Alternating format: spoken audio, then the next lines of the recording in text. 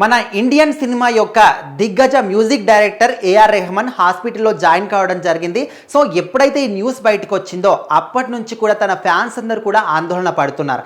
అసలు ఏఆర్ రెహమాన్కు ఏమైంది, ఎందుకోసమని హాస్పిటల్లో జాయిన్ అయ్యారు, ఏదైనా ప్రాబ్లం ఉందా, లేకపోతే నార్మల్గానే పరీక్షల కోసం వెళ్ళడని రకరకాలుగా సోషల్ మీడియా వేదికగా స్పందిస్తూ ఉన్నారు. అయితే ఆయన రీసెంట్గా లండన్లో పర్యటన చేసుకున్న తర్వాత చెన్నైకి రావడం జరిగింది. సో అక్కడికి వచ్చిన తర్వాత శనివారం రోజు నైట్కి ఆయన హాస్పిటల్లో జాయిన్ అయ్యారు, చెన్నైలోని అపోలో హాస్పిటల్లో.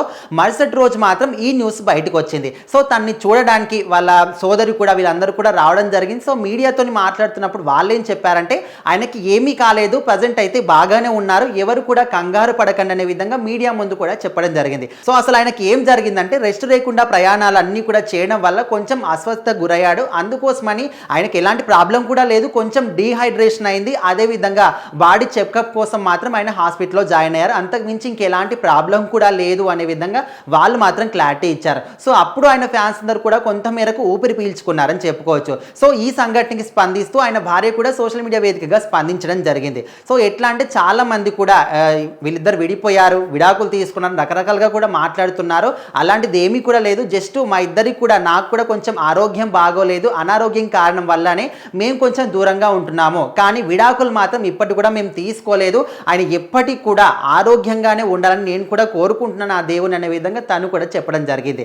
ఏదేమైనప్పటికీ మన ఇండియన్ సినిమా చరిత్రలోనే ఇప్పటి వరకు దిగ్గజ మ్యూజిక్ డైరెక్టర్ ఎవరంటే ఖచ్చితంగా ఏఆర్ రెహమాన్ మాత్రమే. అటు బాలీవుడ్ కావచ్చు, టాలీవుడ్ కావచ్చు, ఏ సినిమా ఇండస్ట్రీ అయినా కూడా ఖచ్చితంగా స్టోరీ మొత్తం కూడా తెలుసుకొని, ఇప్పుడు నార్మల్గా ఒక మ్యూజిక్ డైరెక్టర్ అంటే ఏ సిచ్యువేషన్లో సాంగ్ కావాలనే విధంగా ఓన్లీ ఆ సిచ్యువేషన్ మాత్రమే అడిగి సాంగ్ చేస్తారు. కానీ ఏఆర్ రెహమాన్ అట్లా కాకుండా ఖచ్చితంగా ఆయన ఇచ్చే ప్రతి ఒక్క మ్యూజిక్ కూడా ఆ సాంగ్ని బ్రతికించాలి, ఆ సినిమాని బ్రతికించాలనే విధంగా స్టోరీ మొత్తాన్ని కూడా తెలుసుకొని ఆ సిచ్యువేషన్కి తగ్గట్టుగా ఆయన చేసిన ప్రతి ఒక్క సాంగ్ కూడా ఇప్పటికీ ఎవర్ గ్రీన్గానే ఉంటుంది. సో ఆ విధంగా చేసేటటువంటి ఒక మనిషికి ఏమైందని చాలామంది కూడా ఆందోళన చెందారు.